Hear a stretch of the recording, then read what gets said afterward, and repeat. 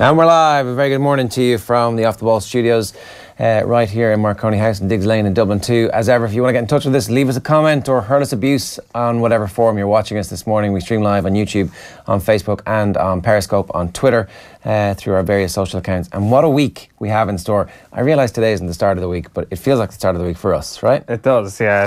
It is still the weekend. A little bit of jet lag? Rolling in on Monday morning. Yeah, so jet lagged, you know, it's...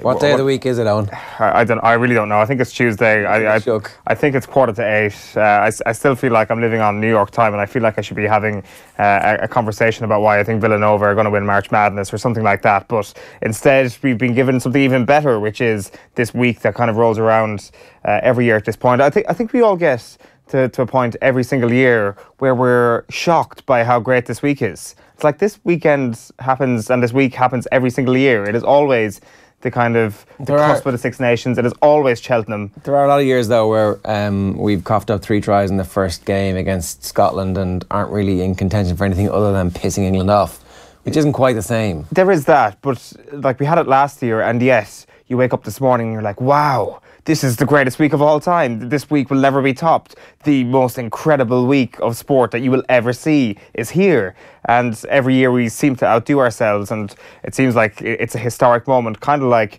the storm we witnessed a couple of weeks ago. People were talking about, we'll tell our grandkids about that storm. It kind of feels like this week, it's like we'll tell our grandkids about this incredible week of sport where horse racing and rugby were on within 24 hours of each other. Yeah, but isn't the whole point about the storm that there's going to be another one this weekend? Well, that's true. I guess it works perfectly, that analogy, because we had a week like this last year and we have this week again right now. Is there anything you want to get off your chest about New York? Some difficulties with various people or incidents in subways and not really being able to survive in the big city without the help of a carer? Yeah, it was only my second time in New York. My first time in New York as an adult, I guess. And, you know, I just got shouted at by a couple of people just for not, like, using the rules of the subway quite. And it wasn't even anything bad. You couldn't work the turnstiles? I got stuck in a turnstile. I got stuck in a turnstile with my suitcase, and a New Yorker shouted at me and pointed at an emergency exit beside it, and he was like, that's why they made the doorman. And I got very embarrassed, and I thought that like there isn't anything more to it other than the fact that my ego was bruised, and I've come back a shell of a man as a result of being shouted at by New Yorkers. Yeah, okay. What have we got coming up for you on the show today? We're going to go to John Brewin to preview tonight's game in the Champions League. We'll also talk to him about the situation with West Ham at the weekend. We're obviously in New York, as we've been banging on about a little bit over the last week or so. We were there to help launch Rugby United New York, Rooney, as it is. It's going to be the first Major League franchise in rugby in New York City. We'll talk to you a bit more about that over the coming days and weeks. But this week, we're also going to bring you an interview that the lads did with JBL, a legend of WWE, who now works for Fox Business. He's a commentator there, but he's also one of the co-owners of Rooney as well. And today, we are going to talk with New York GAA, because the New York GAA scene is really interesting. Obviously, there's some superstar footballers over there at the moment, and their odds for the opening round of the Connacht Football Championship have come way in, basically because Jamie Clark, it looks like, is going to play. And there's been a lot of suggestions that there are issues around players going over and that New York GAA needs to take responsibility for that. So we spoke with Laurence McGrath, who is the County Board Chairman. We'll bring you that interview a little bit later on in the show as well. But also the fact we were in Gaelic Park for the annual GAA dinner dance, and that was good crack. Yes, it was. It's in a weird way, you're kind of shocked by how amazing they've managed to take Ireland in the 1970s and transport it to a different country and replicate it perfectly. It was remarkable. It was like something out of The Departed or something like that. It was just a collection of very Irish-looking people in an Irish-looking place, and I'm very much including myself. Yeah.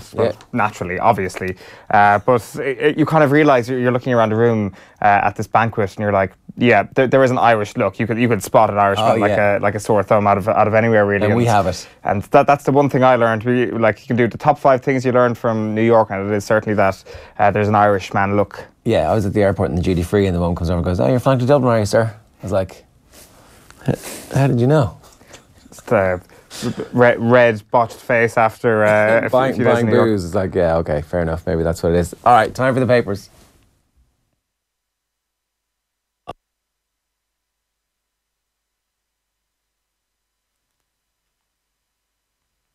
Bring you the papers. We may as well just bring you the papers. May as well just start with AM. In association with Air. Get Air Sport free with Air Broadband. System is jet lagged as well. Yeah, It's pervasive. Understandable. We've poisoned everything. We'll start with the Irish Examiner this morning. The men the bookies fear reads the headline there. It's Ruby Walsh and Willie Mullins. It is the start of Cheltenham. Layers running scared of fit again. Walsh and Mullins on opening day of Cheltenham Festival. It's everywhere this morning really. Tipsters giving their tips, and there seems to be a varying degree of who people are going for. A couple of very surprising ones which we might get to in a little while. Johnny Ward will join us shortly. We'll have John Duggan as well on around 9 o'clock. Bookies fear Ruby Roar reads the back of the Sun. Walsh can fire reads Steve Jones's piece. You've also got this Manchester United story doing the rounds as well today. José's rash promise. Mourinho knows how to make Marcus special. That's because of the comments by Frank de Boer on BT over the course of the weekend. José's Boer War comes up then on the back of the Star. You've also got opening day not in doubt at Cheltenham. That being said, there's going to be heavy ground at Cheltenham for the first time in I think about 36 years. So that's certainly a big talking point ahead of day one at Cheltenham, but it's not in doubt. It's not in threat whatsoever. Racing will happen today. Speaking of which, the front of the Racing Post goes with this pretty colourful front page. Where dreams come true, it says. We've got all that Cheltenham Festival feeling, says the front of the Racing Post. Manchester United as well on the back of the Racing Post. Full speed ahead, says the headline there. United ready to hit top gear in Champions League showdown. It's Manchester United against Sevilla in the second leg of that round of 16 clash at 7:45 this evening. While it's bore off, is the headline on the back of the Mirror. Frankly, José won't take criticism over Rashford form. The worst boss in Prem history, says José Mourinho, judging Frank de Boer, just like the Crystal Palace board did, on his 5 games in English football. And José, it's win or bust now. United boss says his side will have more belief in last 8, reads the back of the Herald. They're off Israel as well, reads the headline there with Cheltenham. 16-page pullouts, left, right and centre basically. Mourinho wasn't even asked about the De Boer comments. He was just asked whether or not Rashford's going to start in this game, and used it as an opportunity to go to his pre-rehearsed script of, well, I read that the worst manager in Premier League history was slagging me off. And then it turns out that Rashford has been one of his most picked players over the last couple of seasons.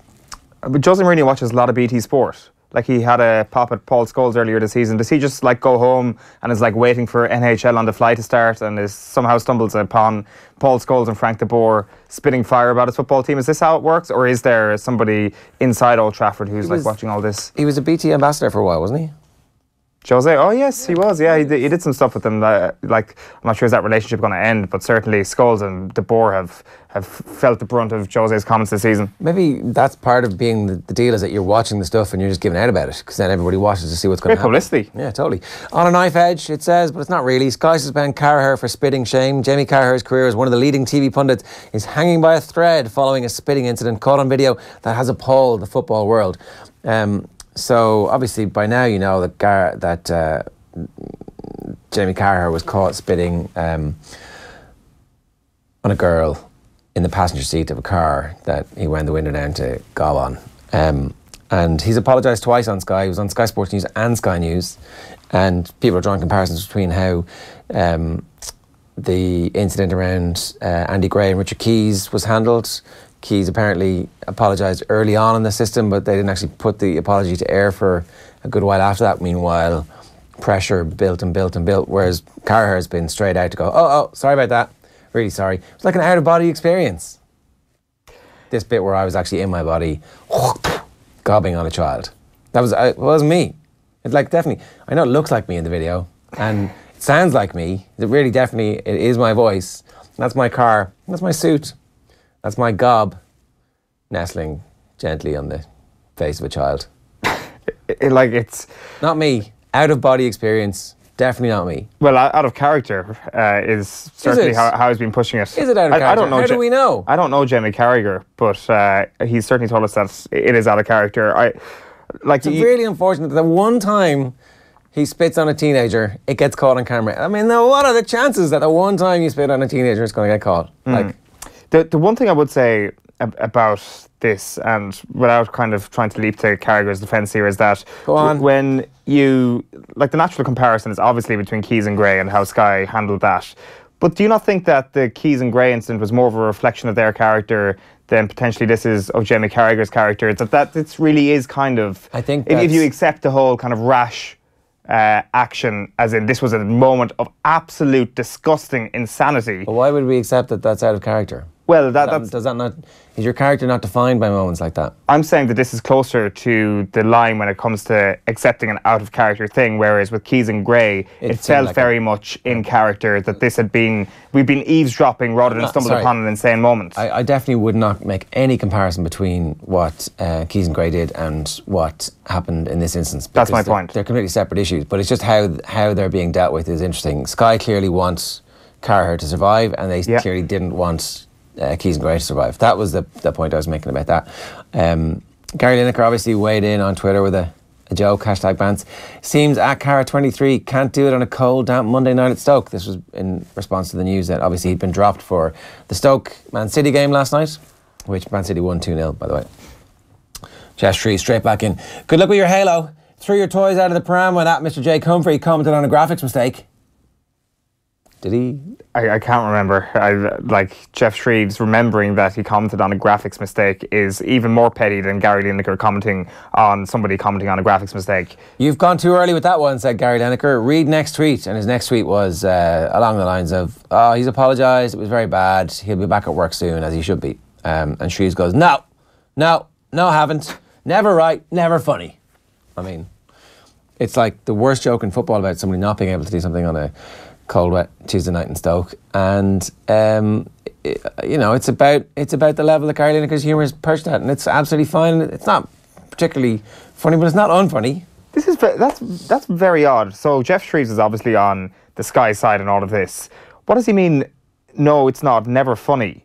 As in, it is not funny. So he's defending the guy who spat at a girl. Yeah, it's like you can't be talking about this man who did this disgusting thing in that way. Like, I think this is in essence the perfect 21st century punishment. Let him be open to all the vilification, well, 95% of it. Let him be open to all of that, to the jokes about him not being able to do it on a wet Monday night in Stoke City. Like, what has gone wrong in Jamie Carragher's life that we're not allowed to laugh at him as a result of this? What is Jeff Shreves defending here exactly? Like, fair enough if there's an anonymous bystander who's like, it's not funny to laugh at a 14-year-old girl suffering a traumatic experience. Oh, no. But Jeff Shreves is defending Jamie Carragher here and defending his skin, so to speak.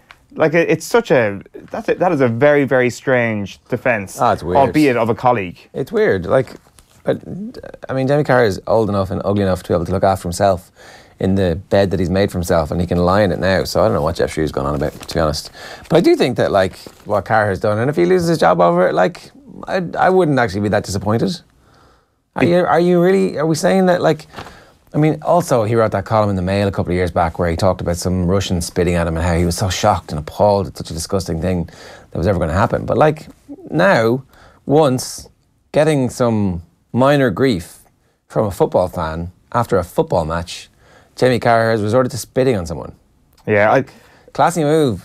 I do get great enjoyment out of the defence of Jamie Carragher saying, what the hell is a guy doing taking out his phone when he's on the motorway and is putting his kid's life in danger by driving in such a manner? It's like, Jamie Carragher did not like swerve across the motorway after he spat on himself and his child.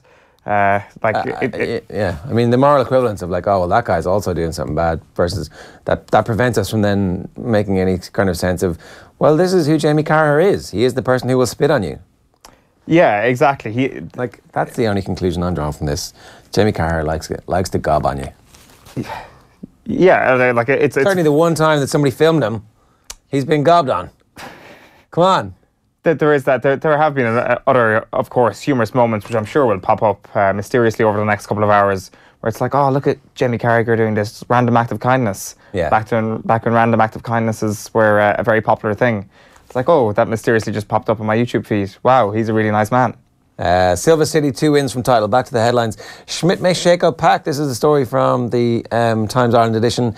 Jack McGrath and Ian Henderson likely to come back into the starting lineup for the England game, and it looks like Dylan Hartley may yet receive clearance to play, and he'll go straight back into the team as well. Well, there's also hope for Mike Brown to return at fullback. I'm not sure if that would be the worst news for Ireland. And then managers to meet in row over players. That's the O'Neills apparently are going to meet in the simmering row, which hasn't quite erupted into full-blown tensions between Michael and Martin O'Neill just yet, although Michael O'Neill did accuse Martin of not understanding the point that he was trying to make when Martin O'Neill brought up Alex Bruce as one of the players that the North had tempted, breadcrumbed up to play for them in Belfast as opposed to playing in Dublin. His point was that you can't be asking teenagers to decide the future of their careers when they haven't fully formed their ideas or their own sense of national identity just yet, which I think is probably a fair point. Me next. Yep. North Boss O'Neill hopeful of meeting to discuss row over players. Same story. This is the back of the Irish Independent, and we can't go into our shell, warns Conor Murray. This is Conor Murray obviously put out before the press today, and so is the lead interview in all of the main sports sections, including the Irish Times, which I'll bring to you next. Murray says Ireland must trust their instincts, and boring Ireland victims of their own success is the Jerry Thornley column there. There is a very interesting story in the Irish Times today, also from Johnny Waterson, who's got his hands on an Irish Amateur Boxing Association internal report, which apparently was conducted by their manager, Joe Hennigan. Now, Joe Hennigan is the manager who didn't actually appear, as far as I can make out, at the time in front of the media to explain what was going on with Michael O'Reilly, and may have been a bit overwhelmed by what was going on at Rio, as the Irish boxers obviously had a really bad Olympic Games from their perspective. But this report says that the coach Zora Antia was told by a Russian that the fight that Michael Conlon had been involved in had been fixed, and they put that down in their report, and so I guess we'll be hearing a bit more about that, or maybe we won't. Maybe everybody just expected that to be the case. The Guardian today, Cheltenham countdown. Donald McRae joins 2 jockeys on Road to Glory. Always the good stuff from McRae. Rashford ramble. Mourinho hits back at worst manager De Boer, and Hammers fight back West Ham to pay for huge police presence at London Stadium. The move to the London Stadium, they did have that line about it being a world-class stadium transition. Karen Brady had said around the time that they moved. The legacy of the London Games gets ever more tainted as all the heroes, including the stadium, are stripped away. Yeah, but we're going to be getting John Brewin's thoughts on this at around 8:30. And the interesting element in all of this is just the irony of it, that this is clearly a club that is doomed to fail as a result of a board that wants to take the cheap option and to do things on the cheap, which clearly will never work in top flight football. And you look at where has this worked, and at Manchester City it's worked when they essentially moved across the city to Eastlands. At no other time can we really chart a club in the last 20 years of top flight football moving so far to a different location of a city like London. And the only club, as I say, who've been able to pull it off is Manchester City. How do they pull it off? Because they've got a country in the Middle East funding them. West Ham have tried to do this because it was a cheap option, and somehow I feel that this is only going to be the start. This is tip of the iceberg stuff, especially when you look at I guess some of the fans that are associated with the football club. Are they going to lie down as a result of what happened on Saturday? No, they're going to be more empowered by their mates from the Football Lads Alliance and things like that, who hopped onto the pitch on Saturday against Burnley. What's the Football Lads Alliance? So this is another thing that I definitely want to ask John Brewin about. So we've basically got a civil war of sorts between West Ham supporters groups. You've got the West Ham United Independent Supporters Association, and you've got the real West Ham fans group. Lo and behold, the real West Ham fans group is probably kind of more closely aligned with the English Defence League or things like that. So they're a crowd that were threatening Mark Walker, the head of the West Ham United Independent Supporters Association. They're the crowd who tried to organise a protest before the Burnley game. It was subsequently called off. So the real West Ham fans group threatened that guy. They were also threatening a few other fans. They were set up by guys called Andy Swallow and Mickey Morgan. Now, Andy Swallow also has links with the Football Lads Alliance, which is essentially, just from doing a quick Twitter search this morning, the Football Lads Alliance kind of like advertises itself on being pro-Brexit and organising marches led by pro-Brexit Mr. whoever. And it's like, why does that matter? Like, can football lads not be football lads without being pro-Brexit, but clearly not. You know, lo and behold, a group called Football Lads Alliance happens to be Brexit. I'm shocked and horrified that this is the case. Wow, I mean, maybe we are entering the end of days of humanity. Maybe this is how society eats itself. Football Lads Alliance. Well, it could be. Like, what a way to be consumed. It's like cause of death, Football Lads Alliance. I actually shouldn't say that because that's actually pretty grim and realistic possibility at this juncture. But in terms of the end of the universe, if the Football Lads Alliance were to conquer the world, it would surely just be kind of a Union Jack wearing kind of state of dystopia. Burberry, a lot of Burberry. Yeah, a lot of Burberry. I personally wouldn't be up for that. Maybe you would, no, but no. Football Lads Alliance taking over the world isn't for me. We'll talk with John Brewin a little bit later on about that, and we'll also go to Cheltenham to get the thoughts of Johnny Ward ahead of the opening day at Cheltenham in just a little while. But the defence closed its case yesterday in the Paddy Jackson and Stuart Olding rape trial, which means the jurors have now heard all the evidence and the case will enter its final stages when it resumes. The Ireland and Ulster rugby players both deny raping the same woman at an afters party at Jackson's home in South Belfast in June 2016. Two of their friends are also on trial. Blaine McElroy denies one count of exposure and Rory Harrison is accused of perverting the course of justice and withholding information. After giving his evidence in chief at a sitting on Saturday, a special sitting, Mr. Harrison was cross-examined yesterday. Our court correspondent Frank Greaney joins us from Belfast now to discuss what they had to say. And before we do go any further, I should warn you that the contents of this case are graphic and of a sexual nature at times. So, Frank, can you just remind us what the allegation is against Mr. Harrison and what he said when he took the stand over the weekend? Sure. Well, Rory Harrison is 25 years of age. We heard he was 23 at the time of this alleged incident at Jackson's home in South Belfast. He's from Mance Road. He's known Paddy Jackson since he was 8 years of age, and he is the only one of the four sitting in the dock who isn't facing any sexual offences. Like you mentioned, Jackson and Olding are both accused of rape. Paddy Jackson has also pleaded not guilty to a further charge of sexually assaulting the same woman. And then Blaine McElroy, another friend of theirs from Royal Lodge Road in Belfast City, is accused of walking into the room completely naked at one point and exposing himself to the woman. Rory Harrison, like you mentioned, is effectively accused of trying to cover up what's alleged to have happened.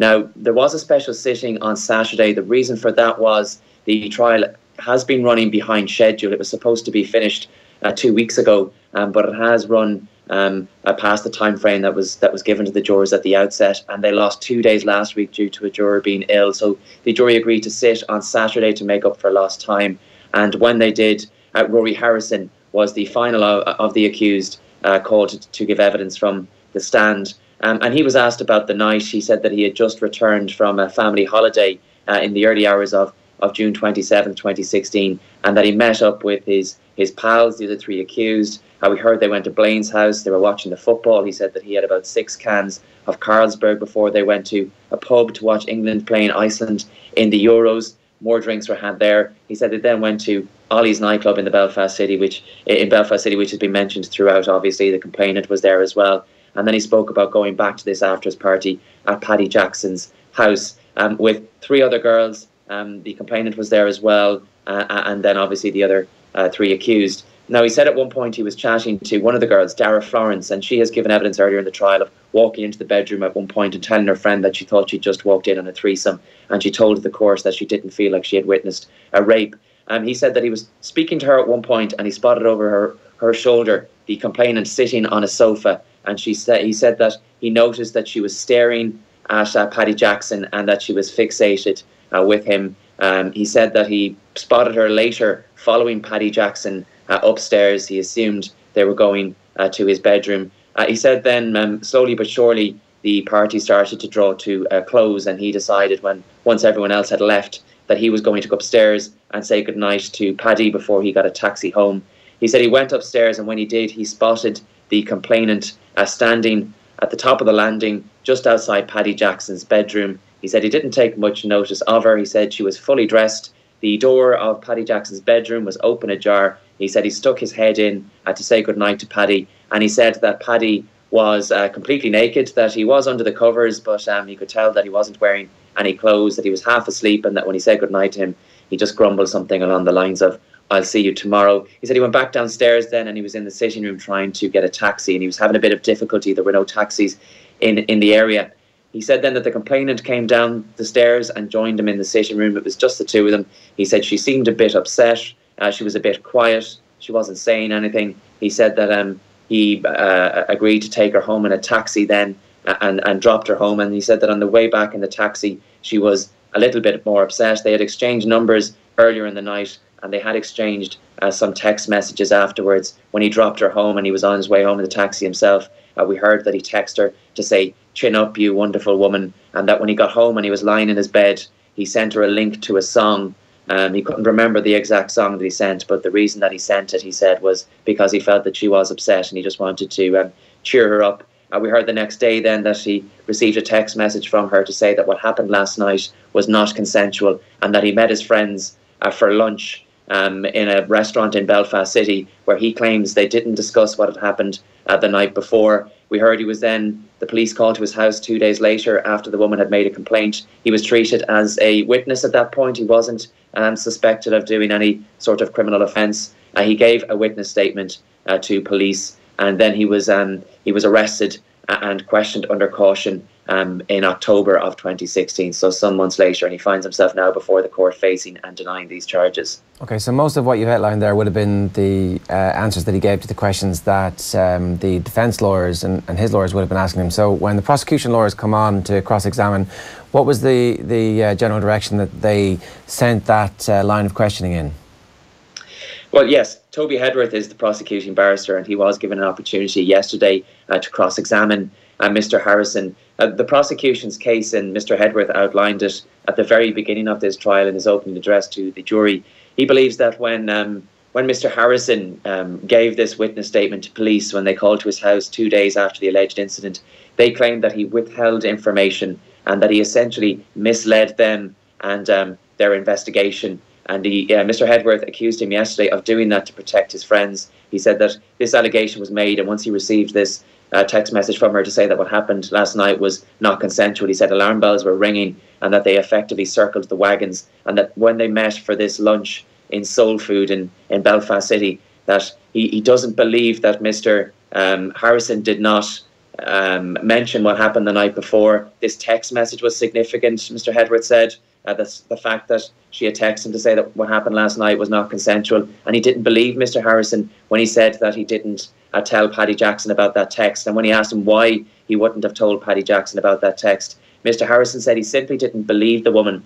He said that it wasn't Paddy Jackson would be the last person in the world to rape someone, and given his character and the fact that he's known him since they played mini rugby in Ulster together with Harlequins Rugby Club, he said since he's known him since he was 8 years of age, he said his character hasn't changed. He's still the same man now as he was then, and he didn't believe her. And the reason he didn't tell Paddy Jackson, he claimed, was because he didn't want to worry his friend about something he had no faith in being true. So the general thrust of the prosecution's allegations against Mr. Harrison is that he misled the police. He was subsequently arrested, like I mentioned, and he was questioned on suspicion of perverting the course of justice and withholding information. But throughout his cross-examination yesterday, he repeatedly denied those allegations. He described himself as an honourable and a decent man, and there was a character witness called, a retired nurse that was called to give some character evidence and insight, I suppose, into the type of person that Rory Harrison is. And she described an incident where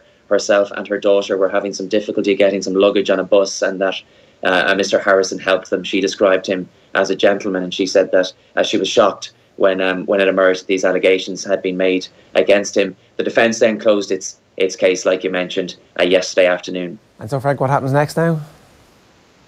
Well, the jury isn't required today because after the defence formally closed its case yesterday, Judge Patricia Smith told them that there were some legal issues that needed to be resolved. They will take up most of today. Now, myself and my colleagues that are covering the case are allowed into the court, but we won't be able to report on what's being said and these legal issues that are being thrashed out. They're expected to be resolved by close of business today, and assuming that's the case, the jury will return to the courtroom tomorrow morning, and Toby Hedworth then will have an opportunity to deliver his closing address. We're in the closing stages of the trial now. All of the evidence has been heard by both the prosecution and the defence have called all of their witnesses. So once Mr. Hedworth has finished his closing address, each of the four defence barristers will then be given an opportunity to address the jurors for a final time. Once that's done, Judge Smith, the judge's charge is the final process whereby Judge Smith will outline the various pieces of evidence, sum up the case. It has been going on now this is its 7th week, so it will take some time, I'd imagine, to go through that.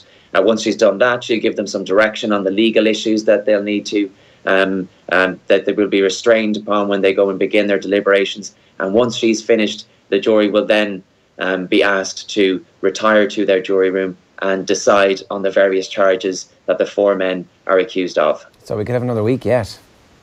There could be, yes. I mean, it'll certainly take until the end of this week, I would imagine, for the closing speeches alone. Assuming that they start tomorrow, and given the fact that there will be 5 of them, it could take until the end of the week. A judge's charge may begin on Friday, but it's more likely that she will begin addressing the jurors on after the bank holiday, because, of course, Monday's a bank holiday. So I understand they aren't going to sit on Tuesday, so it could be Wednesday before we get to a judge's charge, and then later, towards the end of next week, the jury will begin their deliberations. One of the jurors already indicated that he is in difficulty March 23rd. I think he has a holiday booked.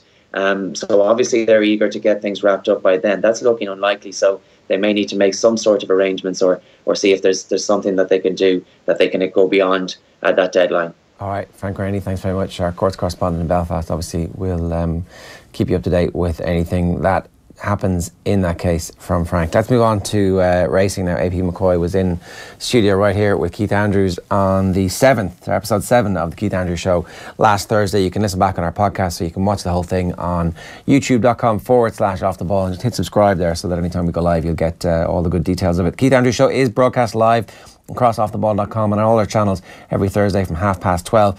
Here's AP and who he thinks is going to win today's feature race on day 1 of the festival. It's the Champion Hurdle.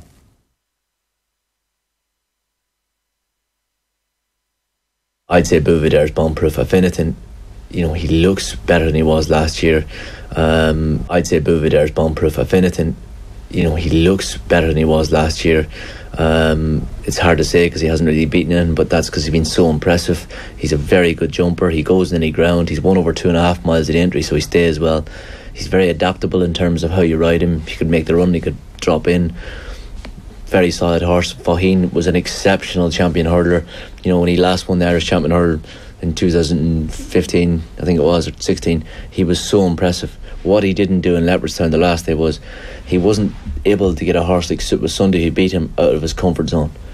And whether the zest is there that was there before, he's not anywhere close to the Faugheen that we saw a few years ago.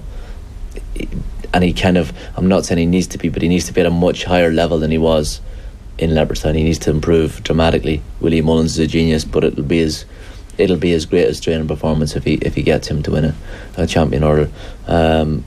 For me, Buveur's bomb-proof. Yeah, okay, so that's the view of AP McCoy. Does Johnny Ward share that opinion? Johnny, good morning to you. Good morning, guys from Cheltenham. Cheltenham finally a little bit dry. Oh. Fire after answer your question, yes, I do agree with the great man. Buveur should win the big race today. You just broke up a little bit there. You said it's a little bit drier after what seemed like pretty bad weather over the last couple of months, but then completely compounded by 24 hours of rain yesterday. Can you hear us, Johnny? You can hear us all right? Can't hear us. There you go. That's how bad the rain's been in Cheltenham. The conditions are heavy, the Wi-Fi is heavy, it's everything's heavy. It's just one big mud fest in Cheltenham being manifested on the Wi-Fi connection there. Yeah. We'll get back to Johnny as soon as we can. We'll try and re-establish some proper connection. He's probably on the 4G. Maybe he's on the wireless. I was going to say, B&B. I haven't actually... When was the last time we've seen a mud fest at Cheltenham? I haven't seen one in my lifetime. Like when you think mud fest, you think Galway. Or you certainly don't think anywhere in Ireland, or you don't think anywhere in the UK. Galway, high summer, and you think Mudfest. There hasn't been a Mudfest in Galway in a long time either, has there? There has been there's been one or two in the last 10 years, surely. That's it's August. I mean, it's a pretty high precipitation always in Ireland. So, but Cheltenham, whatever it is, like last year was a glorious year. It was you were sitting here in the office, hemorrhaging money. And looking at people there having... Did we not all have massive wins last year on the opening day? No, because last year was the first year that I bet on every race. and it is the last time I bet on every race. I didn't realise that it's like betting 101 is you don't bet on every race. Like, it's just the most stupid thing you could ever do. So do you not have I was quietly hemorrhaging money while you were all enjoying yourselves. All right, oh, that must have been very annoying. Yeah, but I don't bet big anyway, you know, so... But even at 5 each way, which is what most people have. It still made me feel a bit sad, yeah, for sure.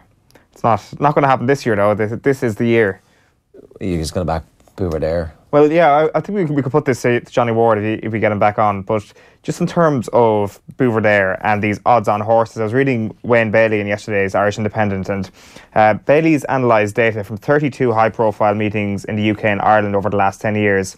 And he says that Cheltenham comes in at 19th of how well odds-on horses perform out of 32. So that's 17 winners from 29 bets since 2008. It's not great. Only 17 from 29 odds-on horses. Not great at all. That being said, when it comes to Buveur there and the things that are in his favour, like you look at Faugheen, you look at Mellon, you look at their preparation, and you look at the comparative difference in that sense, and Buveur there's like case is far strengthened as a result of that.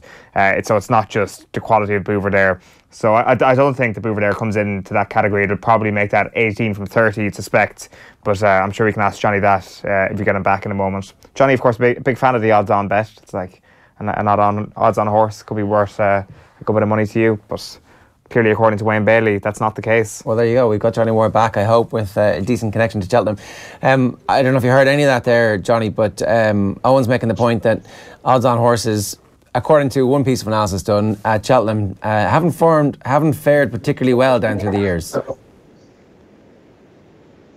No, and the ground is going to make it very, very difficult in that regard. You know, Get a Bird in the first race, he's going to carry a hell of a lot of confidence. The ground is actually come in his favour. You know, he was a horse that was probably going to take on. Today you also have Footpad and you have Applejade and Buveur there. To be honest, the ground is going to be no inconvenience to the 4 hot pots on day one. It's more as the weather gets kind of worse throughout the week maybe, and the ground gets that bit more testing. I think you're going to see some erratic results, but it rained so much yesterday, it's hard to explain. It was just so unexpected. It basically never stopped raining all day, and it's a strange Cheltenham. You know, it just feels a little bit different to normal, but hopefully we get a dry day because it's badly needed. Okay, so just in terms of the rest of the betting then today, is there anything in particular that stands out to you as suddenly having a much greater chance given the quality of the weather over the last 24 hours? Yeah, Moss back in the 4 miler, which is the race run in honour of JT McNamara. He has a huge chance. Sure, I can see you already getting onto your betting website there. It was very, very quick reaction. 6 to 1. Johnny, you're not supposed to, you know, what goes on when I'm off screen isn't supposed to be, go on.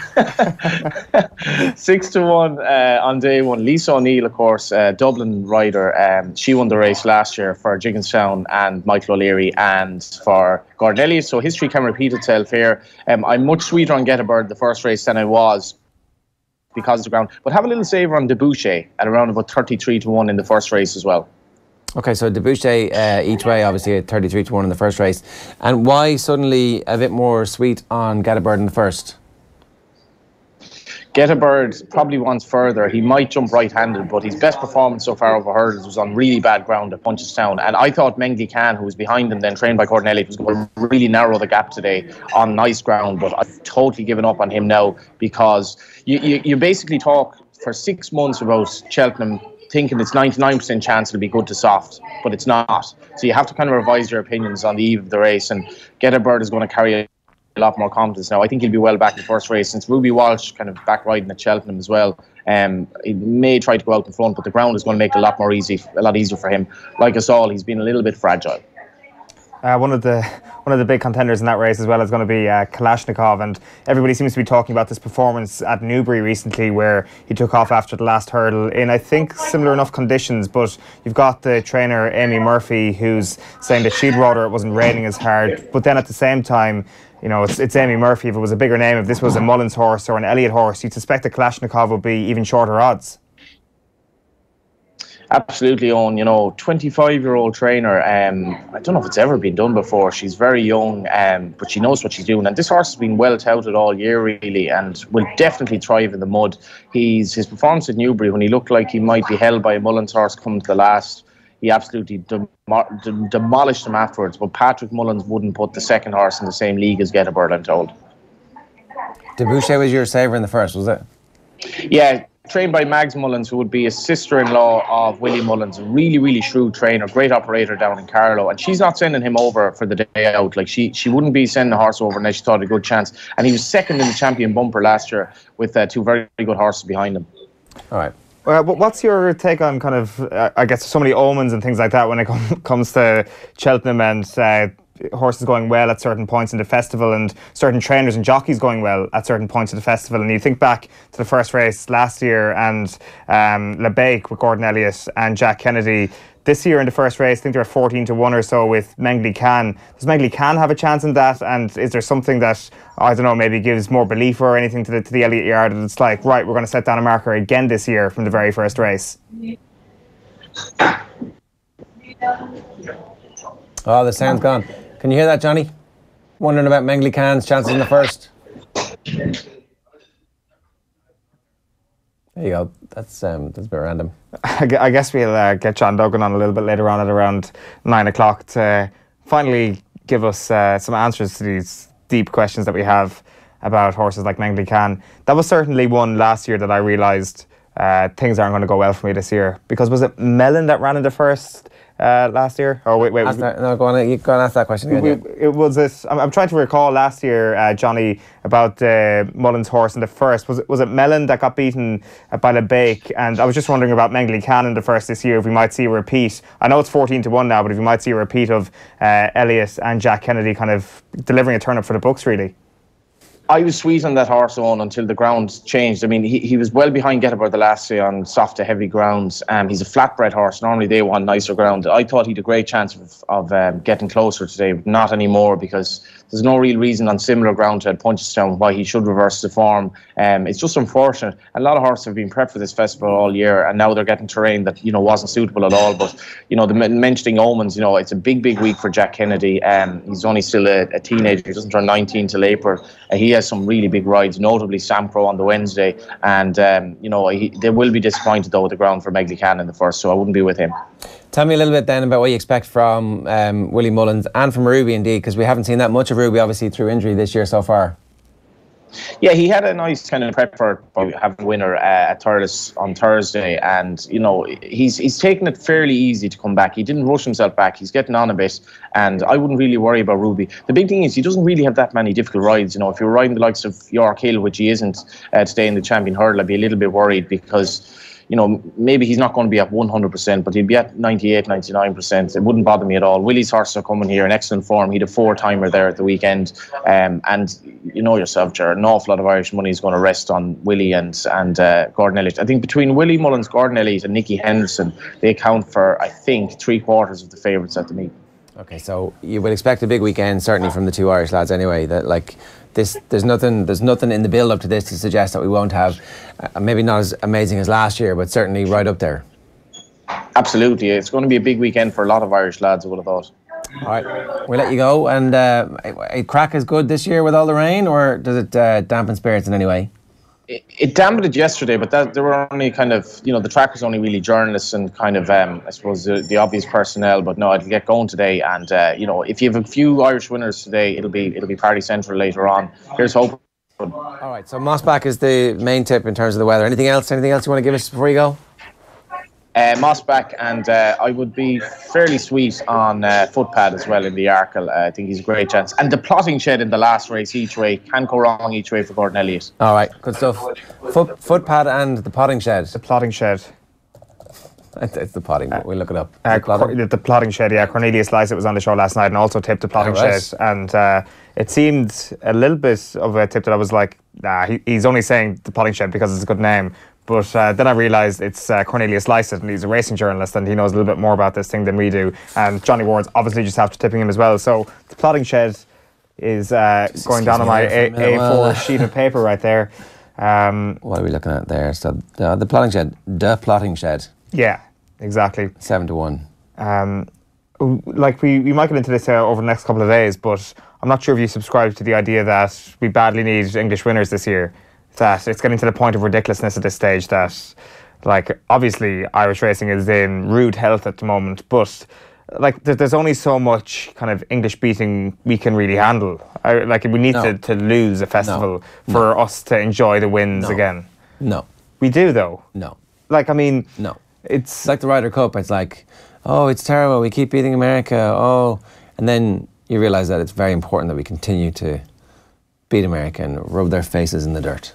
Well, that realisation is only possible when you lose something. And I think we need to get, a bit of a wake-up call and appreciate what we've got a little bit more. And I think there will be nothing more than a great wake-up call that will come in the guise of England having a few more winners this year. All I'm saying is a few more winners. You're saying you want England to win the rugby this weekend as well? Is that what you're saying? Well, sure. Like if England had won all their games thus far, then it would be a far greater event, no? And like this all kind of feeds into the same idea that English success is Irish success in essence, As long as England are going well and we beat them and we pip them to the post, that's all we want to do is pip them to the post. We don't want to beat them by too much. That inferiority complex still looms large. Hammer them this weekend, teach them a lesson and send them home to think again. Okay, so this year that would be fine, but I mean in Cheltenham for the last few years it's been Ireland. Yeah, but that's okay. I mean it's not really Ireland. We beat them by like 2 races last year. We just have compared to the days when we would have had like 5 winners. Last year was like a massive outlier. Yeah, no, I know that, but we didn't beat them by like 2 winners last year, did we? Well, there's 40 odd races over the... Yeah, I think we had a pretty... I think we trashed them last year. I think last year was a very, very good win. So obviously Cork City, we're moving on. Cork City returned to winning ways in the SSE Electricity Premier League division last night. A first half penalty was good enough to give them a 1-0 win over Shamrock Rovers. Dundalk, though, held to a 0-0 draw with St Patrick's Athletic at Richmond Park. High-flying Waterford beat Bows 1-0 at the RSC. Sligo recorded a 2-1 win at Bray Wanderers, and Derry had a dream return to the Brandywell with Ronan Hale scoring a hat-trick in a 5-0 thrashing of Limerick. After that 0-0 draw in the Dundalk game, Oisin Langan caught up with Stephen Kenny. Here he is. Is the primary feeling after that one frustration? Yeah, I think it is. I think that's a fair summation. I think we're disappointed to draw the game. I think we had a lot of chances on the night, and to be fair to St Pat's, they defended well and a couple of great goal line clearances. It was certain that Daniel Cleary's header was in, and then I couldn't believe Ronan Murray's effort didn't go in. Then it was taken out off the line. So that was disappointing. I think to be fair to St Pat's, never an easy venue to come to, and they were dangerous on the counter attack. It wasn't all one-way traffic by any means. But we had a lot of the play and should have capitalised more than we did, and we're somewhat frustrated. Can you take satisfaction though from the fact that you did create a lot of chances, and on another night they might have gone in, and 0 all the way to St Pat's? It's not actually a bad result. A lot of teams will struggle here given what we saw tonight, on the evidence of what we saw tonight. Yeah, no, St Pat's have a lot of good players, there's no doubt about that, and they will trouble teams here for sure. But overall, we have to be more ruthless in the final third than we have been, and that's something that we need to work on. Stephen Kenny speaking with Oisin Langan after last night's 0-0 draw. Right, let's move on. John Brewin is on the line to talk to us about tonight's Champions League game, but also, given some of the great stuff that he's been writing recently, we wanted to ask him about West Ham first. John, the trouble at the weekend that we saw at the Olympic Stadium, it's your contention in a very well argued piece that actually the ultimate responsibility for this, apart from the personal responsibility for the people involved, lies with the owners at West Ham. You might maybe just explain that a bit for our audience this morning, would you? Yeah, okay, this is a story I've followed for quite a long time. I don't live too far, actually, from, the London Stadium, if not Upton Park. And actually, think about it, they're 4 miles apart. Now, it goes back to the grand promises made by the owners about what would happen when that club left Upton Park to move to the London Stadium. Now, having said that, the club would argue that talk of Champions League and big budgets and all that were something that might happen rather than something that would happen. But ultimately, what's happened is the club has been moved lock, stock and barrel to somewhere which does not suit football. I think one of the problems is, or the main problem for me, is that football clubs move home these days. I was looking through the Premier League when I was writing that piece, and 10 of the clubs in this season's Premier League have moved grounds in the last generation. And the thing is, you don't talk about Huddersfield Town's Leeds Road. You don't talk about the Victoria Ground. Moving down, you don't talk about Burnham Park for Bolton or whatever. And that's because they moved into football grounds that, if they didn't possess that, that nostalgic spirit of the old place, they were more comfortable places to watch football. And the biggest problem with the London Stadium is that it is nothing. It is not suited to football. It's not a comfortable place to watch football. It's not a comfortable place to get to. And beyond that, in a footballing sense, the football team is worse than it was in that final season at Upton Park. Take a flick through the accounts of which West Ham actually released last week. You will see that they made a profit in the 43 million. The idea of the owners being benevolent towards the club are shown by the fact they're charging an interest rate. I think it's 6% on the loans they've given to the club. The transfer net spend is not particularly high, and also the hiring of managers has been pretty haphazard. It's moved from one way to another. We had Avram Grant, they had Sam Allardyce, a manager who didn't really fit the club's ethos. They had Slaven Bilic, as someone who did a good job for a while, but if you flick through his managerial record, you would see that he's not a manager for sustained success. And now David Moyes. Now, David Moyes is at the club, I'm led to believe, due to the fact that he had a close relationship with Tony Henry, who was previously one of the directors of football at that club. Or someone who operated as a sort of de facto director of football, actually in partnership with David Sullivan, one of the co-owners who is involved rather too much with those types of matters. Now, Tony Henry, if you might recall, is somebody who was sacked by the club quite recently due to being exposed, possessing rather questionable views on African footballers. Now, pick through that, and you've got a club which is... I've seen it quoted as being the worst run in the Premier League. That's someone else's opinion, but flick through the other 2019 clubs, you will struggle to find such chaos at the club. And what happened on Saturday, I think, is pretty much it was always likely to happen, this type of thing. And actually cut down to the bones of people storming on the pitch and invading. One of the reasons they could get onto the pitch is that the stewarding at that ground, I've been there many times, is run by a third-party quango that own the stadium. There's people employed on minimum wage, a lot of foreign students, things like that.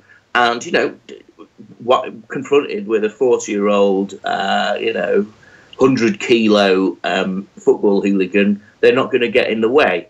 And then we've seen these stories just this week, just after that, where West Ham have said, "Oh, okay, maybe we might be prepared to pay for the upkeep of the security." And this only seemed to happen once they, the owners, were threatened by this.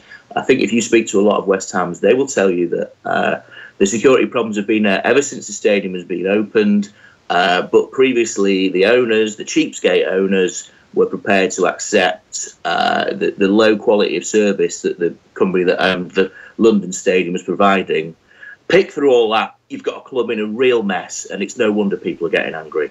Yeah, it seems to be a real mess within the supporters as well. There's almost a civil war of sorts going on there, and I'm fascinated by it, because you seem to have on one side the West Ham United Independent Supporters Association, and they're going up against what seems to be the real West Ham fans group, which is essentially the same as the Intercity firm, which I understand, John, has actually got decent enough links, or has previously sat down with the top brass at West Ham. And just looking a little bit deeper into it, you've got guys called Andy Swallow and Mickey Morgan who founded the Intercity firm. And Andy Swallow has links with the Football Lads Alliance. Now, correct me if I'm wrong here, John, but it doesn't seem like a particularly smart move for the West Ham hierarchy to be aligning with a group like the Football Lads Alliance.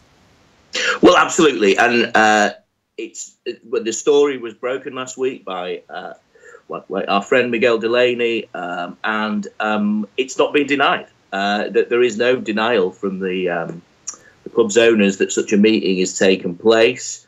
I do know that the owners were annoyed that the story got out, but they couldn't really deny it because it actually happened there. So what you've got is these factions, and now yet again we go back to the poor decision making on behalf of the ownership.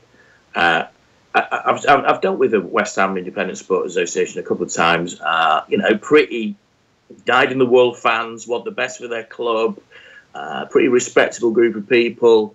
But what they've done in the past is they've criticised the owners, and the owners have egos, and so they decided to deal with a different fans group, and in doing so committed a huge PR own goal. And if their aim was to silence the trouble around their club and calm things down, it failed utterly, because if the West Ham Supporters Club / ICF's diktat was to stop people protesting, then what we saw on Saturday went completely against that. So that's backfired in their place. Another huge mistake made by the owners, and there is a bit of a PR war going on out there, but I think it's one that they're struggling to win. I think it's a crisis point for that ownership now. I really think so. We'll definitely come back to this story and see exactly what happens, but we do want to talk a little bit about what hopefully is going to happen on the field tonight. This Manchester United-Sevilla game, it's actually very well set up for somebody like Sevilla to come and poop the Manchester United party. That whole sense of, 0-0 draw is not a bad result away from home. It's not a great result away from home, because 1-0 draw tonight and you go out. So also, I guess most Man United fans are going to be pretty happy with the fact that they won the big game against Liverpool, but there's also that continuous sense that, well, they're not always going to score from every chance they generate, or from 2/3 of the chances that they generate. So one of these nights, somebody like Rashford doesn't have one of his best games, and all of a sudden they're clinging on for dear life, and supposedly an inferior side like Sevilla are going through. Yes, I always think that a 0-0 away in the Champions League or over a two-legged competition is problematic. I think United learned their lesson on that, back in 2000 when they went away to Real Madrid, drew 0-0. It was a result celebrated back in Manchester. They conceded 2 early goals, an own goal by Roy Keane, which everyone will remember.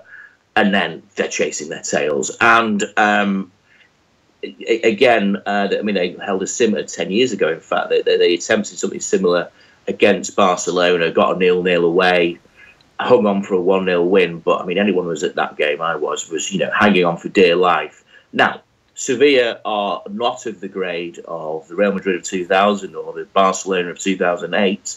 But then again, neither are Manchester United as good a team as the vintage of those years. So you've got a problem. I think the point that you're pointing to there, Ger, is that the goals that United have scored, say in the games against Chelsea and Liverpool, have come from those moments of individual brilliance, which is pretty much how José Mourinho wants his team to produce. It's almost the old Italian-style model where defence is the key. You lock the back door at all times, and you've got quality forwards who are going to take the chances when they come, and then you sit back and defend, which was pretty much the model we saw against Liverpool at the weekend. I think United fans would like to see, just for once, United breeze into a 2-3-0 lead and then begin the defending. But that really has not been in Mourinho's nature, if at all, certainly since he left Chelsea the first time around. He's a manager who, as he's got older, as he's got more crotchety, he's become more conservative. People will continue to say he's a poor fit for Manchester United. The thing is, at the moment, the results have been pretty good. Beating Chelsea, beating Liverpool are changing the results. That's a big change, really, because a lot of the time Mourinho has been accused of not picking up big results against the bigger teams, but those 2 home wins have certainly turned the tide a little bit amongst United fans, I'd say. But to actually think that a team like Sevilla, who themselves are not as good as in previous years, would be a dangerous opponent, possibly shows that there is a vulnerability about Manchester United that we're still not confident in them under Jose Mourinho. We've talked a lot about Paul Pogba over the last few months, but it seems that this is almost at its most worrying stage, because obviously his fitness is up in the air at the moment about whether or not he's going to play tonight. But it seems that that's not dominating the headlines at all. It seems that nobody cares really if Paul Pogba is going to play or not, and ultimately under Jose Mourinho it's not going to matter that much. Well, who needs Paul Pogba when you've got Scott McTominay? Let's put it that way. Yeah, and the funny thing is that him not being in the team, in a sense, it released Marcus Rashford onto that game at the weekend. With McTominay around, what it meant was that Jose Mourinho was able to give one of those players who's pushed forward a little more leeway, and they reap the results of it. I've long thought that the Pogba thing, I thought Pogba was overhyped. I mean, watching him play, the talent is all there. There are moments, which will lift fans out of their seats, but the full package is not there in the sense that the team needs to be set up around him. Now, that seemed to be easy enough for Juventus back in the days where they were easily the best team and they're winning 6 titles in succession. But you saw that Didier Deschamps had similar problems with Pogba back at Euro 2016. And, okay, United needed a marquee player. He was the player that they could get. But a fit of him and Jose Mourinho, it always seemed to me that could be one that could run into trouble. And so it's proved. And one of the things about Mourinho is that you get the impression that he would really enjoy pulling off all these results without Paul Pogba, because who would that show as the big man in the club, the leading figure, rather than the social media star? Well, it's always got to be about Jose Mourinho, hasn't it? So do you sell him in the summer? Do you hope that you can somehow convince PSG to give you your money back and move on? Yeah, I think, the word is, isn't it, that that Real Madrid would be interested. Real Madrid are a team that certainly seem in need of an overhaul. That team's pushing on in age a little bit. And of course, PSG always have the money. So United are not without options. And the other talk is that Mourinho will be given the chance to sign the 4 players that he wants this summer. So, how do you pay for those? Well, you sell a player that you paid 89 million for, and you sell him for figures in an inflated market. And if, say, Neymar is worth 220 million or whatever, maybe you can sell Pogba for 150.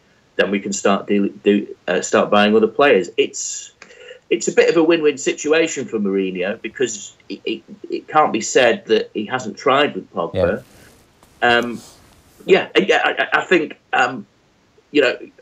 I think one of the things is that Pogba, when he came back to United, did you really think that he was going to be there for the rest of his career? It always seemed like it might not quite work out that way. John, great stuff. Thanks very much for joining us this morning. That's John Brewin there, and we'll tweet out a link to that piece that we were talking about, the West Ham piece. It's great stuff for anybody who kind of fully wants to get their head around exactly why things went tits up there. Yeah, John Brewin saying there in his piece that he think it would impact positively on the performances on the pitch should these supporters who went into a complete state of chaos on Saturday, should they get a stadium ban, it will probably benefit the team. So the players are desperately hoping that those stadium bans are enforced. Just on Manchester United there, it's interesting when you think about that point that John makes about Jose Mourinho getting some sort of satisfaction about achieving something without Paul Pogba this season, which is a worrying thing for Marcus Rashford in a weird way. And Marcus Rashford has done nothing wrong. But as a result of these Frank de Boer comments, would Jose Mourinho not love to achieve something without Marcus Rashford in the team? And Rashford's played brilliantly. He's as I say, he's done nothing wrong. I accept that he's too good to drop. He's too good to make a point out of. He's also technically a Mourinho creation, really. With a Van Gaal creation, Jose Mourinho has even credited Van Gaal yesterday. I think he credited Van Gaal because he was like, I hate you, Frank de Boer, but I don't hate all Dutch people. Well done to Louis van Gaal on unearthing the gem that is Marcus Rashford. So I do think there's an element to that he's like, somebody else discovered him. It's Scott McTominay is my guy, and Scott McTominay is always going to be my guy. I know that we're comparing two very, very different positions here, but I'm a tad he could force Rashford out. Yeah, I would be a tad worried about. I'm talking 10 to 15% worried here. I'm obviously it would be ridiculous, but José Mourinho is a ridiculous man. Let's move on. OTBAM is brought to you this morning with Air, the home of Air Sport. Get amazing live sporting content for free with Air Broadband. And a comment, Alan Cullen wants to know, what did you think of the Dublin performance on Sunday against Kerry, lads? Well, I mean, obviously, Owen left our amazing hotel, the Fitzpatrick's Hotel in downtown, Midtown rather, Manhattan, and couldn't get it anywhere. He traipsed the length and breadth of Manhattan, knocking on Irish bars, going, have I an old home for an old caddy man looking for a game on telly? I actually rang every Irish pub in Manhattan, and all the staff were very helpful. Yeah. We're like, actually, no, this place will definitely show it.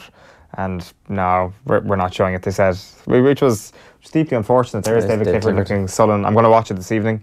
At some point, I've managed to get my hands on the footage of this. Oh, you got footage, did you? Did you pay €5 for the DVD? I asked. You can get it, but the Dubs can't. I'm not. I said I wasn't never going to speak to RT again unless they gave me the footage. So thankfully they cowered into a sense of, we better give this guy the footage of the game.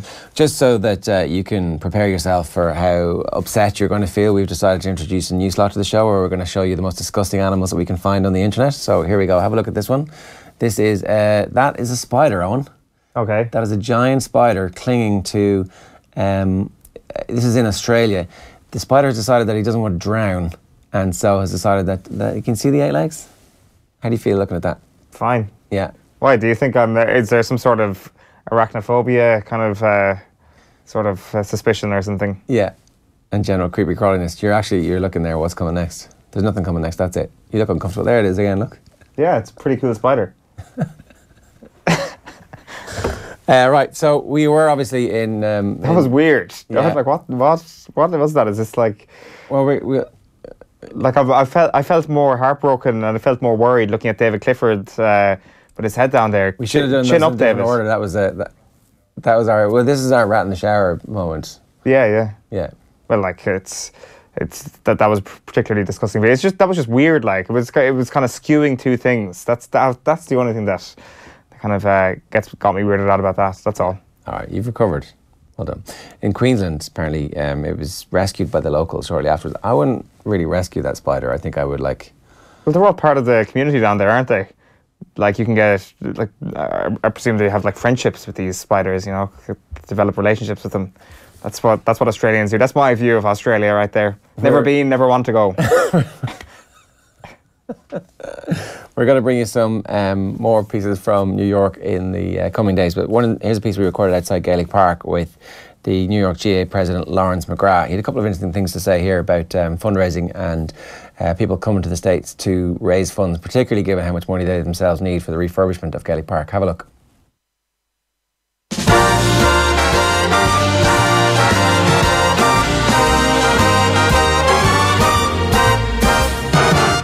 So, Laurence, as storied venues go in the GAA geographical world, Gaelic Park is right up there. It's part of GAA folklore, and we're here tonight because you guys are having a big fundraiser. What's the story?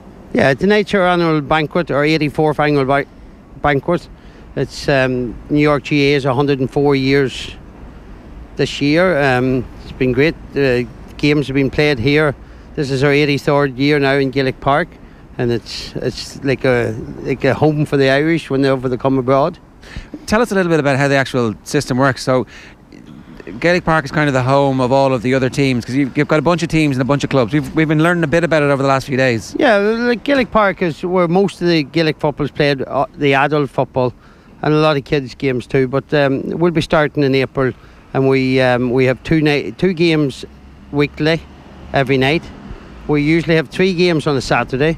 And we can have 5 to 7 games every Sunday, and that will go on till October. And how many clubs are there? There's about 35 clubs. Right. And a few clubs has 2 teams, so you know it's a lot of teams, a lot of football to be played, a lot of hurling to be played, a lot of camogie. A lot of administration and a lot of fundraising to do as well. Yes, we have our county team in there in the Connacht Championship, and their big day is on the 6th of May, and they play Leitrim here, and that will be our big day. That's every year that's our day that we plan. That's the start roughly of the season of the championship after that, but that's our big day. What's the future for New York GAA? Like, how does it develop and evolve, and what are your plans and what are your hopes? Well, our plans, the last 10 years, 12 years, the underage has grown so high here. Like, we have Fela teams going home to Ireland. Our New York Fela team played Division 1 this year and won the Division 1. Our Fela girls were beat in the Division 2 final. And then, first time ever, we had a hurling team that went home last year, and it was great to see the hurling team there. Yeah, so the sport is growing and you want it to continue doing that. Like, you're not entering Fela teams so that those kids then go off and play other sports and disappear. Like, you want them to grow up in the GAA culture and playing, and there must be a bit of competition to be able to get a Division 1 team going. Yes, and you can even see it now rolling on to the senior football and senior hurling.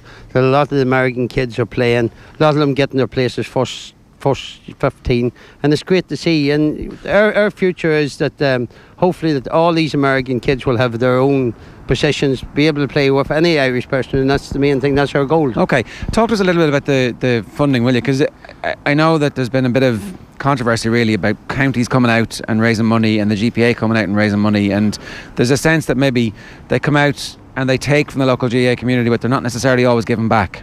Well, that is the big problem we have here, and as we have been trying to get the lease for Gaelic Park the past 4.5 years with the MTA, and we just finally got the lease. We have it in our possession. This is why tonight is the first night that the GAA banquet is in Gaelic Park.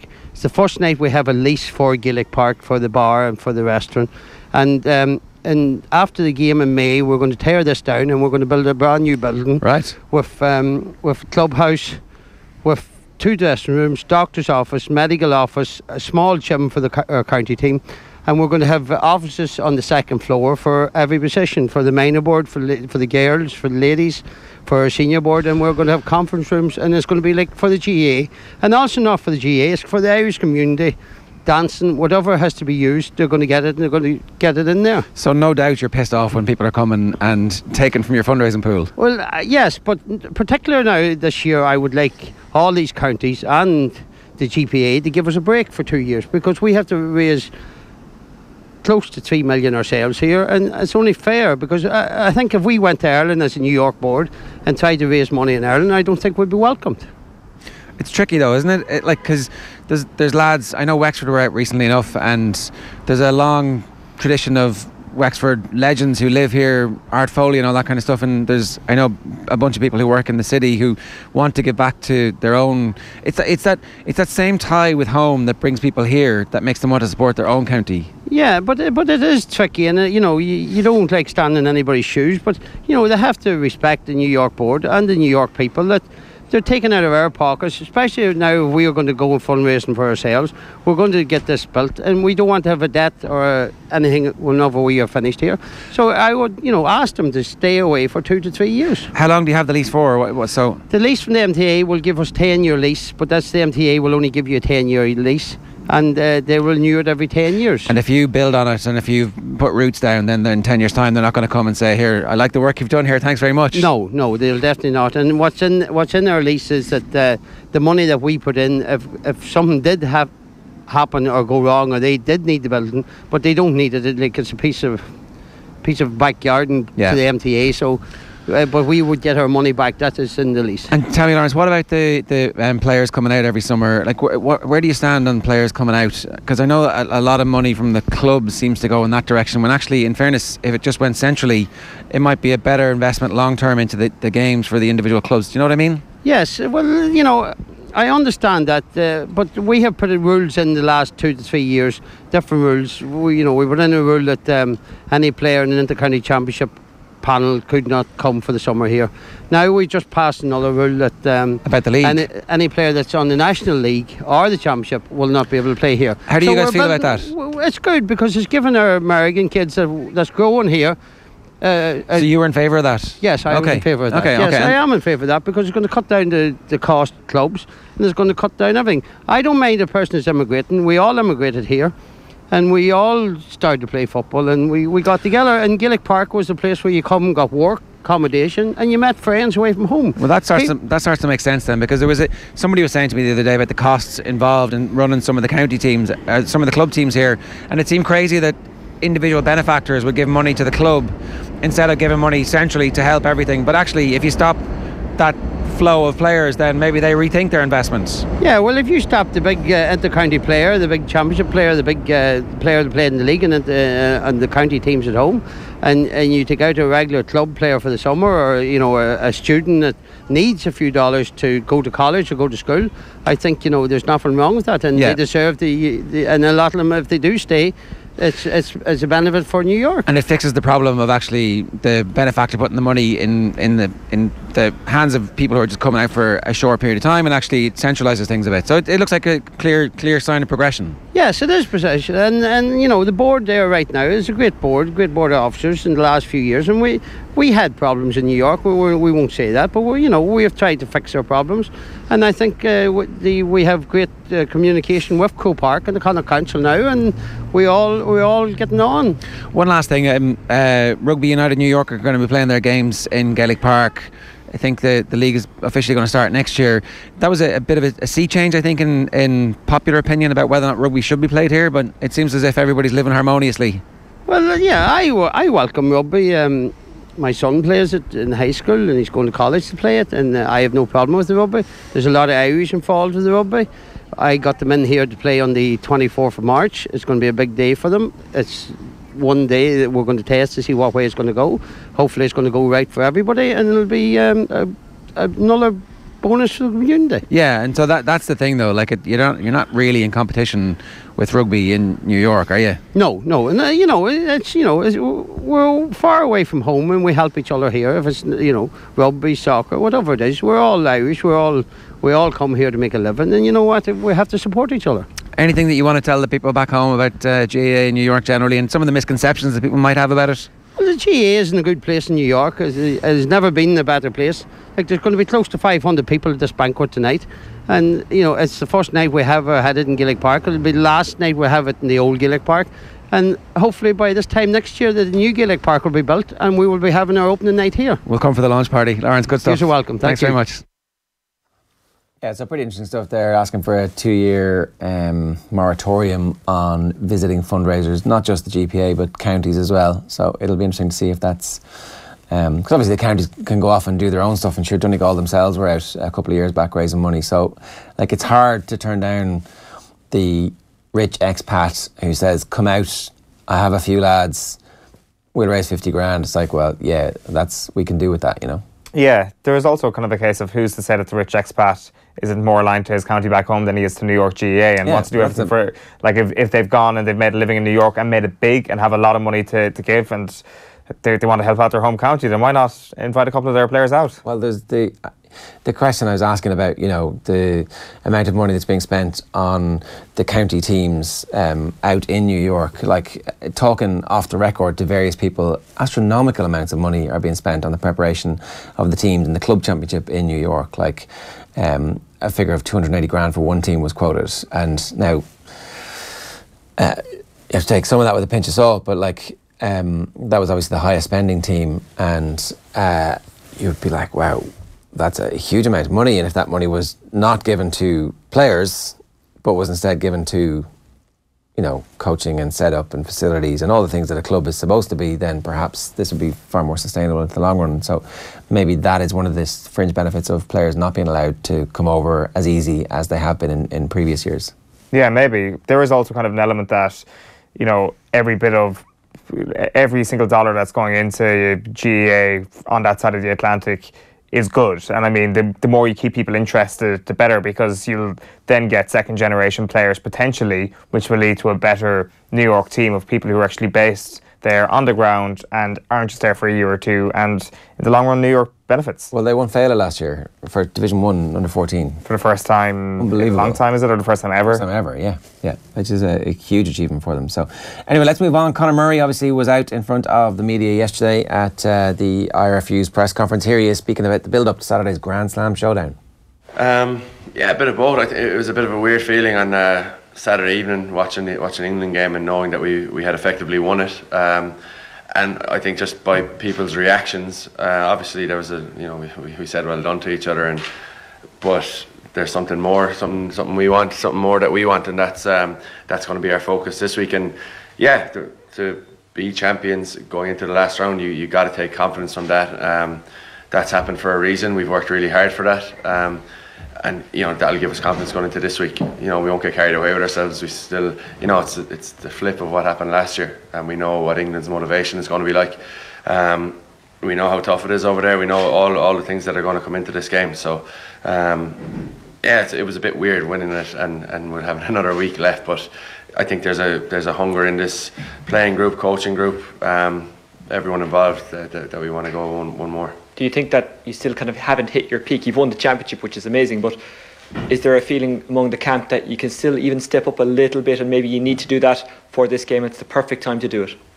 Hitting our peak, I think every game is different. Every game we've learned something about ourselves. We've addressed it in the meeting room. We've changed. We've ironed it out in training, and then it's gotten better every game. So every game this championship we have gotten better. And we know as good as we've been, it won't be good enough against England. Yeah, no, that's a fair point. It definitely won't be. Just if you are going to the game this weekend, our good friends at Smith and Wilensky have told us that they want to become the unofficial home of Irish rugby fans, the way they did for the Chicago game. You were in Chicago, were you? Oh no, you didn't go to the Chicago game. We did a great weekend there that weekend, and I can only imagine how great the weekend is going to be in Smith and Wilensky's in central London. Pretty close to where the fast trains go to Twickenham as well. So if you're heading along and you want a nice steak dinner in advance or afterwards, there's the place to go. I'm sure it is. Playing the long game there, Ger. Fair play. It's interesting. It's good to see Conor Murray kind of the man forwarding this mantra that, it's Grand Slam or nothing kind of thing, because he perfectly personifies that, obviously involved with the under-20s in 2009, watching on as Ireland achieved only the second Grand Slam in their history. And now he's got a chance to emulate that, because a championship for this set of players, for a player the calibre of Conor Murray. Third one, or second one for him, grand. Who Third cares? one, yeah. Exactly. Yes, it is good. It is very, very good. But they don't care. It's great for Irish rugby that we're at this level of consistency, but they will be absolutely devastated if they don't win, and that's the way it should be. Ultimately, winning the Six Nations Championship this year is a brilliant kind of start on this path over the next 18 months to potentially, let's say World Cup semi-finals. Winning the World Cup. Getting to the World Cup semi-finals. Winning the World Cup. Then winning the Six Nations Championship is a very good start on this path, and we've blooded the likes of Jordan Larmour. It's insane to think this is Jacob Stockdale's first Six Nations. It feels like he's been around forever.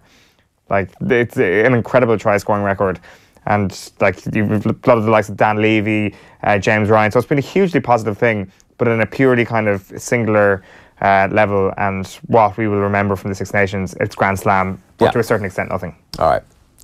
John Duggan is at rainy Cheltenham, although I don't know if it's actually raining at the moment, John, but certainly it rained like hell all day yesterday, which has changed the going for the first time in 36 years to not great, really.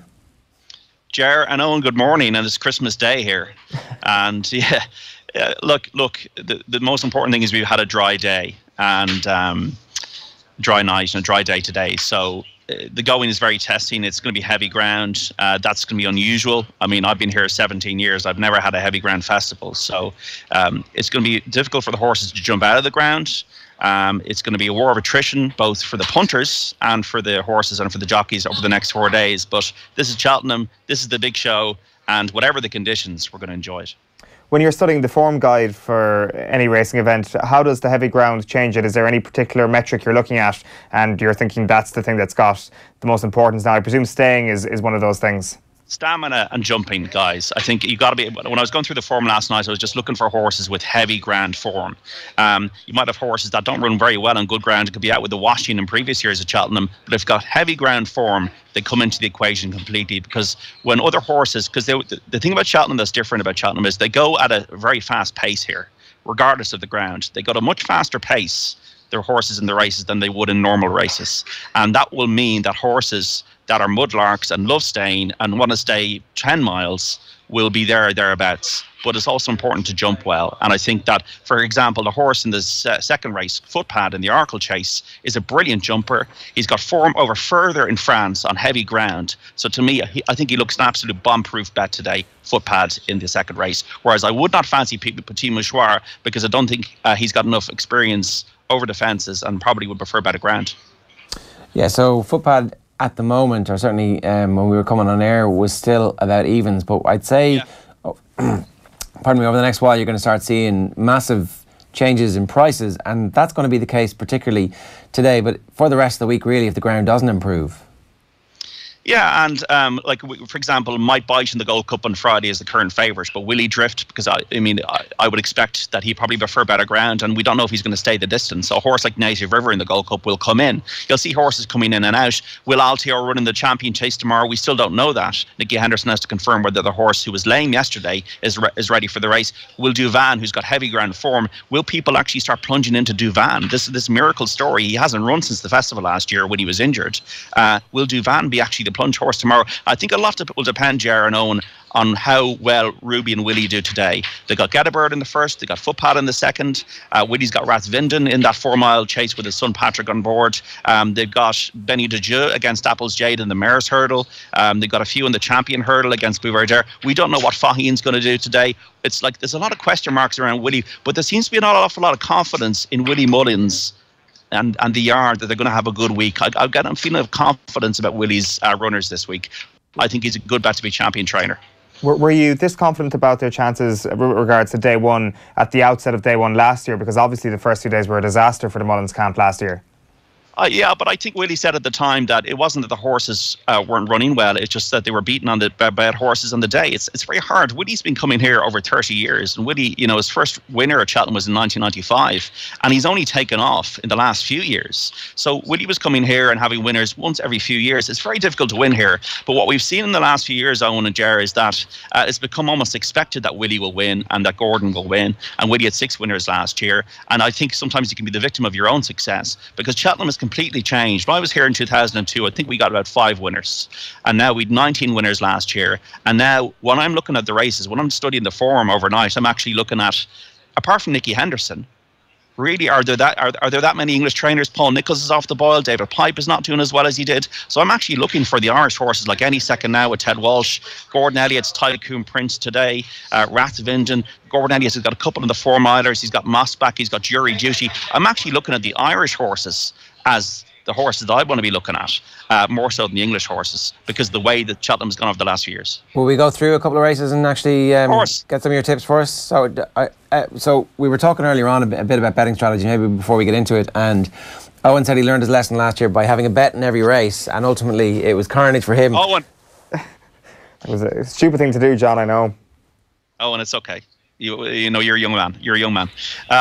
Look, the strategy is, guys, I mean, the way I've always played Cheltenham is, because obviously got to do charity bets, is to take it slowly and to go each way where you can and look for value where you can, but you don't have to bet in every race. So I'm putting up horses today. I don't think the Champion Hurdle is worth betting on at all. I think Buveur will win it, and I don't really see an each way alternative. Whereas in other races like Apples Jade, I think, will win, but I do think Gerard's Girl is a horse that can definitely finish in the places. So my betting strategy is just to take it kind of slowly, and unless I see something, I will see something during the week. And when I see something, what I will do is I'll change my staking completely to reflect that. So at the moment today, what I've done is, with my mythical 500, Ger, and obviously we should be only betting a fiver here, I put 200 on Footpad at evens, and then I put €30 on 5 other horses. So I've got Somerville Voy in the first, a heavy ground horse at 7-1. I got Footpad at banker, I think, at even money, 200 on the nose. And I've got this Martin Pipe horse in the 250. Rams, I can't even pronounce it. RAMSES de Tai TEILLE. It's about 12-1 shot in the 250. Martin Pipe's got David Pipe's got a great record in the race, his son. Apples Jade, I think, will win the Mare's Hurdle. She's got great form against the men, and she won the Hatton's Grace Hurdle really successfully and beat Super Sunday last time. But Gerard's Girl, I do think, can make the frame at 10-1. I do think Rathvinden's got a really good each way chance in that 4 mile race at 450 at 11-2. And I do think any second now was quite a good novice, and I think he's down in grade here in half 5 for Ted Walsh. Any second now at 11-2. So I do think Rathvinden, any second now, Ger's Girl, I think they've all got each way chances. I think Somerville have always got an each way chance, and I think Footpad is the banker of the day. I do think Apples Jade and Buveur Dare will win, but sometimes you're looking for, would I be back in an 8-13 shot in this ground at Cheltenham? Probably not. I'll actually maybe go for a bit of each way. I actually think Footpad is the best bet of the prices of the day at even money. Okay, so Footpad at evens, but after that it's each way on Ger's Girl, each way on Rathwinden, each way on any second now. And is it an each way bet on Somerville Boy and Ramses the tie? Yeah, and those two as well. That's my staking plan for the day. But it's a tread softly. If Footpad gets blown out, if that San Calvados beats him, then I'm looking at a losing day, unless one of the others can come through. But I'm generally looking at what my strategy is: get Footpad to win and one of the others maybe to come through and get me into profit for the day. That's the way I'm thinking. And I really do think that Apples Jade and Footpad are pretty nailed on. But there's somebody, my nephew texted me yesterday, he says, Footpad, Get a Bird, Apples Jade, Buveur Dare, will I just do them in an accumulator? And I'm kind of saying that's great in practice, or in theory, but in practice, one of them will probably get beaten. I think Get a Bird might be the most vulnerable. Ruby Walsh has never sat on him. He's going left-hander for the first time under rules, and it's quite a competitive race, that Supreme Novice Hurdle at half 1. So it all looks great at the moment, and everything is. It's like what is it? Is it like you've done your washing? Everything's pristine. Everything's beautiful. Everybody's opinion is right. But come half 5, we could be all wrong. Yeah, John, we go and let you go and get some breakfast and some hot coffee and enjoy the rest of the morning and Christmas morning. Sounds pretty good. We'll talk to you later, guys. We'll unwrap the presents right now. Cheers. So, John Duggan with us there. That's pretty much it from John for this morning, but he will be back around 12:30 as we bring you our AM racing special. Technically it'll be a PM racing special, but no one's going to split hairs in that one. And we will go live across our channels on YouTube, Facebook and Twitter every day at 12:30 ahead of each day's racing for Cheltenham. Going to crack open a selection box. It is Christmas morning. It's acceptable to do that. Have a crunchy at 9:30. Just, get the turkey dinner going. Bit of Baileys in your porridge. Bit of Baileys in the porridge. Having porridge on Christmas morning is a largely futile experience. Some Baileys with my Baileys. Another crunchy as the smell of the turkey wafts into the studio. But we may as well just get Christmas hats and everything for this 12:30 show. I guess, when you talk about growing up and maybe the feeling of Christmas gets less just with age, go to Cheltenham. You get it all back. Yeah. All right. Well, that's exactly what we're going to do today. Pretty much all we got time for on this morning's show. I hope you enjoyed it. You can get the full thing available on podcast. You can subscribe on our podcast network. That's the Off the Wall Podcast Network. You can also obviously get us on YouTube, Twitter, Facebook as well. And most platforms now allow you to cast our show from the YouTube app on, say, Virgin or Sky. You can actually watch us on your TV as well if you want. That's pretty much all we've got time for. We're back from New York. We are completely jet lagged. Apologies for getting everybody's names wrong this morning, particularly Tommy. Tommy said, geez, we'd 900, that's nearly 1,000 a little bit earlier on. It is nearly 1,000. I can confirm in my jet lag state, 900 is nearly 1,000. Yeah, good man, Tommy. We'll be back at 12:30 for more Cheltenham stuff, and obviously the lads will be on tonight, on Tuesday night. It feels like a Monday, but that's only for us. Hope you enjoy the rest of the Tuesday.